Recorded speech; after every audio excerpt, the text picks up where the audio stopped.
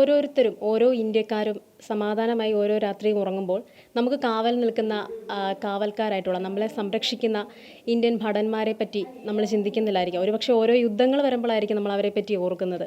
എന്തായാലും ഇന്നിപ്പോൾ എന്നോടൊപ്പം ഉള്ളത് 24 വർഷത്തെ സർവീസിന് ശേഷം വിരമിച്ച് എത്തിയിരിക്കുന്ന പ്രദീപ് സാറാണ്. സാറിനോട് നമുക്ക് ചോദിക്കാം, എന്തായിരുന്നു 24 വർഷത്തെ സർവീസ് എന്ന് പറഞ്ഞാൽ വളരെ ദീർഘമായിട്ടുള്ളൊരു സർവീസായിരുന്നു. അപ്പം എന്തായിരുന്നു ആ ഒരു കാലയളവിൽ അദ്ദേഹത്തിൻ്റെ എക്സ്പീരിയൻസ് എന്തായിരുന്നു, എന്തൊക്കെ അനുഭവിച്ചു എന്നുള്ളതൊക്കെ നമുക്ക് നേരിട്ട് ചോദിക്കാം. നമസ്കാരം സാർ. നമസ്കാരം. ഇപ്പോൾ ഈ 24 വർഷത്തിന് ശേഷം ഇപ്പോൾ ഏത് പൊസിഷനിലാണ് ഇപ്പോൾ സാറ്? ഹവിൽദാറിൽ നിന്ന് റിട്ടയർമെൻറ്റായി ഈ 31 ജനുവരി 26-ന്. ആർമഡ് ഫോഴ്സിലാണ് ഞാൻ ജോലി ചെയ്ത്. 45 കാവലറിയാണ് എൻ്റെ യൂണിറ്റ്. ഓക്കെ. ഇപ്പോൾ ഇത്രയും 24 വർഷത്തെ സർവീസ് എന്ന് പറഞ്ഞു കഴിഞ്ഞാൽ അതൊരു വളരെ ദീർഘമായിട്ടുള്ളൊരു കാലയളവ് തന്നെയാണ്. അപ്പോൾ ഈ ഒരു സമയത്ത് എന്തുമാത്രം ആ ഒരു എക്സ്പീരിയൻസ് തുടക്കത്തിൽ തൊട്ട്, അതായത് നമ്മളിപ്പോൾ ഇവിടെ നിന്നൊരു പട്ടാളക്കാരനായിട്ട് ജോയിൻ ചെയ്ത് പോയ ഒരു സമയത്ത് നിന്ന് ഇന്നിപ്പോൾ വിരമിച്ച് ഇവിടെ വരാൻ നേരത്തുള്ളൊരു അനുഭവം എന്താണ്? തീർച്ചയായിട്ടും നല്ല ഒരു അനുഭവം തന്നെയാണ്. 24 വർഷം ഈ നാടിനെ വിട്ട് രാജ്യത്തിന് വേണ്ടി സേവനം അർപ്പിക്കുക എന്ന് പറഞ്ഞാൽ ചെറിയ കാര്യമല്ല. കുടുംബാംഗങ്ങളെയെല്ലാം മാറ്റി നിർത്തി വളരെയധികം സന്തോഷമുണ്ട് ഈ ഒരു ഡ്യൂട്ടി ചെയ്യാൻ എന്നെക്കൊണ്ട് സാധിച്ചതിൽ. അതും രാജ്യത്തിന് വേണ്ടി 24 വർഷം പല സംസ്ഥാനങ്ങളിലായിട്ട് ജോലി നോക്കാനായിട്ട് എനിക്ക് അവസരം കിട്ടി. അതുകൂടാതെ ഇന്ത്യൻ ആർമിയുടെ വെപ്പൺസ് കൈകാര്യം ചെയ്യാനായിട്ടും അതിനെക്കുറിച്ച് അറിവ് നേടാനായിട്ടുള്ള അവസരവും ലഭിച്ചു. വളരെയധികം സന്തോഷമുണ്ട്. ഇത്രയും നാളും 24 വർഷം ഇന്ത്യൻ ആർമിയിൽ നിന്ന് എനിക്ക് രാജ്യത്തിന് വേണ്ടി സേവനം അർപ്പിക്കാൻ കഴിഞ്ഞതിൽ. ഇപ്പോൾ ഏത് റീജിയണിൽ വർക്ക് ചെയ്തപ്പോഴാണ് ശരിക്കും ഏറ്റവും കൂടുതൽ എഫേർട്ട്, ഏറ്റവും കൂടുതൽ ബുദ്ധിമുട്ട് അനുഭവിച്ചിട്ടുള്ളത്?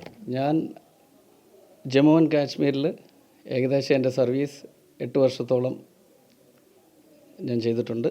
ആർ എന്ന് പറഞ്ഞാൽ രാഷ്ട്രീയ റൈഫിൾ. അത് പറയുകയാണെങ്കിൽ ഒരു ഡേഞ്ചർ ഏരിയ തന്നെയാണ്, മിലിറ്റൻസി ഏരിയ ആണ്.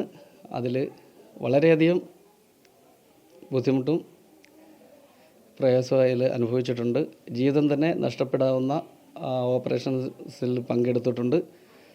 എങ്കിലും വീടിനെയും കുടുംബത്തെയും ഒരു നിമിഷം മറന്ന് രാജ്യത്തിന് വേണ്ടി പൂർണ്ണ സമ്മതത്തോടു കൂടി, പൂർണ്ണ ഊർജ്ജത്തോടു കൂടി എനിക്ക് നേരിടാനായിട്ടുള്ളൊരു ശക്തി ആ സമയത്ത് കിട്ടുമായിരുന്നു. ഇപ്പോൾ ഇത്രയും വലിയ, ഇപ്പം നമുക്കറിയാം പഹൽഗാം അറ്റാക്കും കാര്യങ്ങളൊക്കെ കഴിഞ്ഞിട്ടിരിക്കുന്നൊരു സമയമാണ്. അപ്പോൾ ഇപ്പോഴും ഓരോ പ്രതിസന്ധികൾ നേരിട്ടുകൊണ്ടിരിക്കുന്നുമുണ്ട്. ഈ ഒരു സമയത്ത് നമ്മളിങ്ങനെ യുദ്ധത്തിന് പോകുന്ന കാര്യങ്ങളും അല്ലെങ്കിൽ അതിൻ്റെ ഒരു ബോർഡറിലൊക്കെ ജോലി ചെയ്യുന്നൊരു സമയത്ത് കുടുംബവുമായിട്ടുള്ള ഒരു കമ്മ്യൂണിക്കേഷൻ അതൊക്കെ എങ്ങനെയായിരുന്നു? അവരുടെ ഭാഗത്തുനിന്ന് എങ്ങനെയായിരുന്നു ആ ഒരു സമയത്തുള്ള പ്രതികരണങ്ങൾ? തീർച്ചയായിട്ടും അതിന് ഒരു കുറവും വരുത്തിയിട്ടില്ല. അത് യൂണിറ്റിലാണേലും അതിനുള്ളൊരു സപ്പോർട്ടുണ്ട്. കമ്മ്യൂണിക്കേഷനിൽ നമുക്ക് യുദ്ധസമയത്ത് നമുക്ക് ബ്ലോക്ക് ചെയ്തിരുന്നു. ഫോണുകളാണേലും ഒരു മൊബൈൽ ഒരു കമ്മ്യൂണിക്കേഷൻ നടത്താനായിട്ട് സിന്ദൂർ ഓപ്പറേഷൻ സ്റ്റാർട്ടായപ്പോൾ നമുക്ക് കമ്മ്യൂണിക്കേഷൻ രീതിയിലുള്ള കാര്യങ്ങളൊക്കെ ഞങ്ങൾ നിർത്തലാക്കി. എങ്കിലും ആ രാജ്യത്തിന് വേണ്ടി എന്ന് കരുതി നമ്മൾ എല്ലാം മറന്ന് അതിൻ്റെ കൂടെ സപ്പോർട്ട് ചെയ്തു. വീട്ടുകാരുടെ ഭാഗത്ത് അപ്പോൾ ആ സമയത്ത് എന്തായാലും അറിയാമല്ലോ, നമ്മളെല്ലാവരും ഓരോ ഇന്ത്യക്കാരും ദുഃഖിക്കുന്ന ഒരു സമയമായിരുന്നു. അപ്പം സ്വന്തം വീട്ടിൽ അവരുടെ ഒരു മനോഭാവം എന്തായിരുന്നെന്ന് അറിഞ്ഞിട്ടുണ്ടോ? തീർച്ചയായിട്ടും എല്ലാവരും വീട്ടുകാർ, ഭാര്യ ഉൾപ്പെടെ, ചേട്ടൻ, അമ്മ, അച്ഛൻ, എല്ലാവരും, അച്ഛൻ ഇല്ല അമ്മ ഉൾപ്പെടെ എല്ലാവരും അതിനൊരു സപ്പോർട്ടായിരുന്നു. കാരണം കൂടുതൽ ഫീലിംഗ് വരുന്ന രീതിയിലുള്ള സംസാരം അങ്ങനെയൊന്നുമില്ല. ജോലിയെ സംബന്ധിച്ച് എനിക്ക് പ്രോത്സാഹനം തരുമായിരുന്നു. എനിക്ക് ചെയ്യാനായിട്ടുള്ള ഊർജ്ജം അവരിൽ നിന്നും എനിക്ക് കിട്ടുമായിരുന്നു. നമ്മളിപ്പോൾ തുടക്കത്തിൽ ഇപ്പം ഇങ്ങനെ ഒരു ജോലിയിലേക്ക് ഇത് ശരിക്കും ആഗ്രഹിച്ച് തന്നെയാണോ? ഒരു പട്ടാളക്കാരനാവണം എന്നുള്ളൊരു വലിയ ആഗ്രഹത്തിൻ്റെ പുറത്ത് തന്നെയാണോ, അതൊരു നിമിത്തമായിരുന്നോ ഈ ഒരു ജോലി? പറയുകയാണെങ്കിൽ രണ്ടുമുണ്ട്. പട്ടാളക്കാരനാകണമെന്ന് ആഗ്രഹമുണ്ട്. അതെല്ലാവർക്കും ഉള്ള ഒരു വ്യക്തിക്കുള്ള ഒരു ആഗ്രഹമാണ് ഞാൻ പട്ടാളക്കാരനാകണം. കാരണം വെച്ചാൽ നമ്മൾ പുറമേ നിന്ന് കാണുമ്പോൾ ആ യൂണിഫോം ഇട്ട് പല സിനിമകളും നമ്മൾ കണ്ടിട്ടുണ്ടാവും.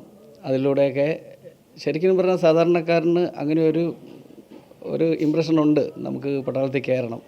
ഞാൻ 10ാം ക്ലാസ് കഴിഞ്ഞ് കുറച്ച് നാൾ നാട്ടിലെ ജോലികളൊക്കെ ചെയ്തപ്പോഴാണ് ഇങ്ങനെ ഒരു അവസരം കിട്ടുകയും എന്നെ കൊണ്ടുപോകാനായിട്ട് ആളുകൾ എന്ന് പറഞ്ഞാൽ എൻ്റെ ചേട്ടൻ താല്പര്യപ്പെടുകയും ഞാൻ അവരുടെ കൂടെ പോവുകയും അങ്ങനെ റിക്രൂട്ട്മെൻറ്റ് അറ്റൻഡ് ചെയ്യുകയും അതിൽ പാസ്സായി കയറുകയായിരുന്നു. വളരെയധികം സന്തോഷം. നമുക്ക് എന്തായാലും ഇവരുടെ കുടുംബത്തിനോട് കൂടി ചോദിക്കാം. എന്തായാലും ഇങ്ങനെ ഒരു 24 വർഷത്തെ സർവീസിൽ ഇവരോടൊപ്പം ഇവരിൽ നിന്ന് മാറി നിന്നാണോ സാറ്? അപ്പോൾ എന്തായാലും ആദ്യം തന്നെ സാറിൻ്റെ ഭാര്യയോട് നമുക്ക് ചോദിക്കാം. ചേച്ചി, എന്താ പേരെന്താ? ബിൽജി. എവിടെ എന്താ വർക്ക് ചെയ്യുന്നത്? KSRTCയിലെ കണ്ടക്ടറാണ്. 24 വർഷത്തെ സർവീസ് എന്ന് പറയുമ്പോൾ വലിയൊരു ദീർഘകാലമാണ്. അപ്പോൾ ആ ഒരു സമയത്ത് എങ്ങനെയായിരുന്നു? സ്വന്തം ഭർത്താവ് കൂടെ ഇല്ലാതെ ആ ഒരു സമയത്ത് എന്താണ്, പ്രത്യേകിച്ച് ഒരു പട്ടാളക്കാരൻ എന്ന് പറയുമ്പോൾ ഉള്ളൊരു മനോഭാവം എന്തായിരുന്നു? പട്ടാളക്കാരെന്ന് പറയുമ്പം കൂടുതൽ നമുക്ക് ടെൻഷനുള്ള ഒരു ഏരിയയാണ്.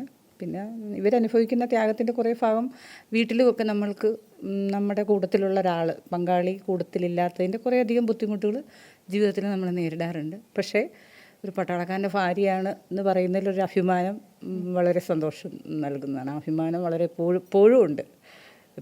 അത് നമുക്ക് മറ്റുള്ളവരിൽ നിന്ന് നമുക്കത് കിട്ടുമ്പോഴുള്ള അഭിമാന നിമിഷം വളരെ അത് പറഞ്ഞറിയിക്കാൻ പറ്റാത്തൊരു സന്തോഷം. ഓരോ ഓപ്പറേഷൻസിനും പോകാൻ നേരത്ത്, അതായത് ഓരോ ആക്രമണങ്ങൾക്കാണെങ്കിൽ പോലും ഒരു ഇന്ത്യക്കാരൻ എന്നുള്ള രീതിക്ക് അല്ലെങ്കിൽ സ്വന്തം ഭാര്യ എന്നുള്ള രീതിക്ക് ആ ഒരു സമയത്ത് ശരിക്കും ഒരുപാട് ഭയന്നിട്ടുണ്ടോ? ഒരു സ്വാഭാവികമായിട്ട് എല്ലാവർക്കും ഉള്ളിൽ ടെൻഷൻ തോന്നാറുണ്ട്. ഇപ്പോൾ ഇയാളെ പ്രഗ്നൻസി ടൈമിലൊക്കെ ലേയിൽ ബങ്കറുകളിൽ ഇരുന്ന സമയങ്ങളുണ്ടല്ലേ. അപ്പോൾ വിളിച്ചാൽ ട്രെയിൻ ചേരുക ഒട്ടുമില്ലാത്ത സമയങ്ങളുണ്ട്. അപ്പോൾ ചിലപ്പം ഒരു പകൽ മുഴുവൻ കിട്ടില്ല, അല്ലെങ്കിൽ രാത്രിയിൽ കിട്ടാറില്ല, പിന്നെ വെളുപ്പിനെ എപ്പോഴൊക്കെയോ അങ്ങനെ വിളിക്കുന്ന സമയങ്ങളുണ്ട്. അപ്പോൾ നമ്മൾ മാനസികമായിട്ട് നല്ല ടെൻഷൻസ് കിട്ടിയിട്ടുണ്ട്. പിന്നെ നമുക്കൊരു വിശ്വാസം എപ്പോഴും നമ്മൾക്കുണ്ടല്ലോ, ആ വിശ്വാസം. നമുക്ക് അമ്മയോട് ചോദിക്കാം. അമ്മയ്ക്ക് എന്താണ്, അതായത് മകൻ ഇങ്ങനെ പട്ടാളക്കാരനാണ്, ഇന്നിപ്പോൾ ഒരു അഭിമാന നിമിഷമാണ്, 24 വർഷത്തിന് ശേഷം തിരിച്ച് വീണ്ടും സ്വന്തം വീട്ടിലേക്ക് വന്നപ്പോൾ. അപ്പോൾ ഈ ഒരു സമയത്ത് അമ്മ എന്നുള്ള നിലയ്ക്ക് അമ്മയ്ക്ക് എന്താണ് പറയാനുള്ളത്? അമ്മയ്ക്ക് പറയാനുള്ളത് സന്തോഷമാണ് പറയാനുള്ളത്. എല്ലാം അനുഭവിച്ച് കഴിഞ്ഞിട്ട് ഇപ്പോൾ സന്തോഷം, കുഴപ്പമില്ല. തുടക്കത്തിൽ ഒരു പട്ടാളക്കാരനായിട്ട് ജോലിക്ക് പോകുന്ന സമയത്ത് അമ്മ എങ്ങനെയായിരുന്നു? പൂർണ്ണ സമ്മതത്തോടു കൂടി തന്നെയായിരുന്നു? സമ്മതത്തോടു കൂടി അതിനെ വിട്ടത്. എന്നിട്ട് പിന്നെ സങ്കടമുണ്ട്, എല്ലാം ഉണ്ടായിരുന്നു, കുഴപ്പമൊന്നും. ഇപ്പോൾ സന്തോഷം.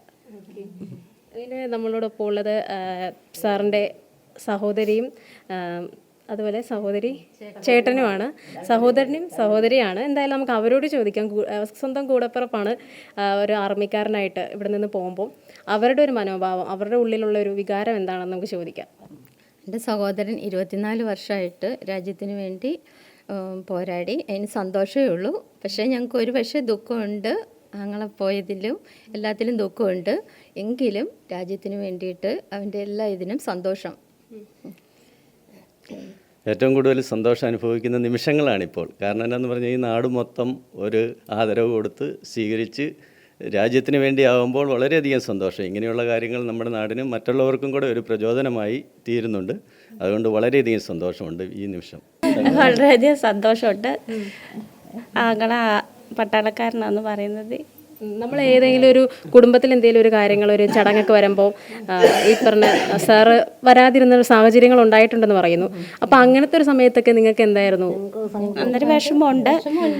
പക്ഷേ ഞങ്ങളുടെ കുടുംബത്തെ എല്ലാ കാര്യത്തിനും മുന്നിൽ നിന്ന് നടത്തി തരണ ഇപ്പോൾ ഈ 24 വർഷം, അതായത് ഇവിടുന്ന് ഇപ്പോൾ കല്യാണം കഴിഞ്ഞിട്ടായിരുന്നോ അതായത് ഈ ജോലിയിലേക്ക് പ്രവേശിച്ചത്? ഇല്ല. ഞാൻ എൻ്റെ 21ാമത്തെ വയസ്സിൽ ഞാൻ പട്ടാളത്തിൽ കയറിയതാണ്. കല്യാണം അത് കഴിഞ്ഞ് 14 വർഷം കഴിഞ്ഞിട്ടാണ് കല്യാണം കഴിച്ചത്. അപ്പോൾ ഈ ഒരു സമയത്ത് ഒരു പട്ടാളക്കാരൻ, ഇപ്പോൾ ഒരു പൊതുവേ ഇങ്ങനെ ഒരു ഇതുണ്ടല്ലോ, പട്ടാളക്കാരനെയാണ് കല്യാണം കഴിക്കുന്നത്, അപ്പോൾ അതിലൊരു പൊരുത്തക്കേട് ആൾക്കാർ പറയത്തില്ലേ, അതിൽ വിശ്വസിക്കുന്നുണ്ടോ? ഭാര്യ എങ്ങനെയായിരുന്നു, അതായത് കല്യാണത്തിൻ്റെ സമയത്ത് ഒരു ആർമിക്കാരനാണെന്നുള്ളതിൻ്റെ ഒരു രീതിക്ക് എന്തെങ്കിലും നിങ്ങളുടെ ഇടയിൽ ഒരു പ്രശ്നം വന്നിട്ടുണ്ടോ? അങ്ങനെ ഒരു പ്രശ്നവും ഞങ്ങളുടെ ജീവിതത്തിൽ ഇതുവരെയായിട്ടും ഉണ്ടായിട്ടില്ല. അവളും ഫുൾ സപ്പോർട്ടാണ് ഇതിൽ. പിന്നെ പറയും അവിടെ ഏരിയയൊക്കെ ഒന്ന് കാണണം. വൈഫ് കണ്ടക്ടർ ആയതുകൊണ്ട് എനിക്ക് കൊണ്ടുവന്ന് ഫാമിലി വെക്കാനും എനിക്ക് പറ്റിയിട്ടില്ല. എന്നാലും ഞങ്ങൾ പോകുന്നുണ്ട്. ഈ ഏപ്രിലിൽ ഞങ്ങൾ ഏരിയ എല്ലാം ഒന്ന് കാണിക്കാനായിട്ട് ഞാൻ കൊണ്ടുപോകുന്നുണ്ട്. എപ്പോഴും കുടുംബം എനിക്ക് സപ്പോർട്ട് ചെയ്ത് തന്നിട്ടുള്ളത്. കുടുംബത്തിലെ ഏറ്റവും വിശേഷപ്പെട്ട പല ചടങ്ങുകൾ നടക്കുമ്പോഴും ചിലപ്പോൾ നമുക്ക് വരാൻ പറ്റിയെന്ന് വരത്തില്ല. അങ്ങനത്തെ ഒരു സാഹചര്യം ഉണ്ടായിട്ടുണ്ട് ഈ ഒരു ജോലി പ്രവേശിച്ചതിന് ശേഷം? തീർച്ചയായിട്ടും അങ്ങനെ ഉണ്ടായിട്ടുണ്ട്. അത് നമ്മൾ മറന്നേ പറ്റുള്ളൂ. കാരണം വെച്ചാൽ മെയിൻ നമ്മുടെ ഡ്യൂട്ടി, ആ ഡ്യൂട്ടി കംപ്ലീറ്റ് ആക്കുക എന്നുള്ളതാണ്. അങ്ങനെയുള്ള ഒരുപാട് പ്രശ്നങ്ങൾ നമ്മുടെ ജീവിതത്തിൽ വരും. കാരണം എല്ലാ സമയത്തും അത് പട്ടാളത്തിൻ്റെ തെറ്റല്ല, എല്ലാ സമയത്തും നമ്മുടെ നാട്ടിൽ നടക്കുന്ന ഉത്സവമാണേലും കല്യാണങ്ങളാണേലും ഇന്നലും എല്ലാത്തിനും വിടാനായിട്ട് പറ്റത്തില്ല. പിന്നെ എമർജൻസി കേസുകളിൽ വരുമ്പോൾ തീർച്ചയായിട്ടും അവർ എല്ലാ സപ്പോർട്ടോടുകൂടി നമ്മളെ വീട്ടിലയക്കാറുണ്ട്. ഇപ്പോൾ കുരുക്ഷേത്ര, പട്ടാളം ഇങ്ങനെയുള്ള സിനിമകളൊക്കെ ഉണ്ടല്ലോ, ആ സിനിമയ്ക്കകത്ത് കാണിക്കുന്ന പട്ടാളക്കാരുടെ ഒരു ജീവിതം തന്നെയാണോ ശരിക്കും യഥാർത്ഥത്തിൽ നമ്മുടെ പട്ടാള ക്യാമ്പിൽ ഉള്ളത്? ഞാനിപ്പോൾ പറയുകയാണെങ്കിൽ RR എന്ന് പറയുന്ന രാഷ്ട്രീയ റൈഫിൾ ഹോം മിനിസ്ട്രിയുടെ അണ്ടറിലാണ്. അത് വരുന്നതെന്ന് പറഞ്ഞാൽ ജമ്മു കാശ്മീരിൽ മേളിലേക്കുള്ള സ്ഥലങ്ങളിലാണ് പല ബറ്റാലിയനുകളുണ്ട്. അവിടുത്തെ ഒരു കഥയാണ് കാണിച്ചിരിക്കുന്നത്. കീർത്തി ചക്രയിൽ മോഹൻലാൽ കാണിച്ചിരിക്കുന്നത് വളരെ ഭംഗിയായിട്ട് അവിടെ നടക്കുന്ന കാര്യങ്ങൾ ജനങ്ങളെ മനസ്സിലാക്കുന്ന രീതിയിൽ മോഹൻലാൽ അത് ആക്ട് ചെയ്ത് കാണിച്ചിട്ടുണ്ട്. അത് തന്നെയാണ് അവിടുത്തെ കാര്യം. അവിടെ നടക്കുന്ന കാര്യങ്ങൾ തന്നെയാണ് കാണിച്ചിരിക്കുന്നത് കീർത്തി ചക്രയിൽ.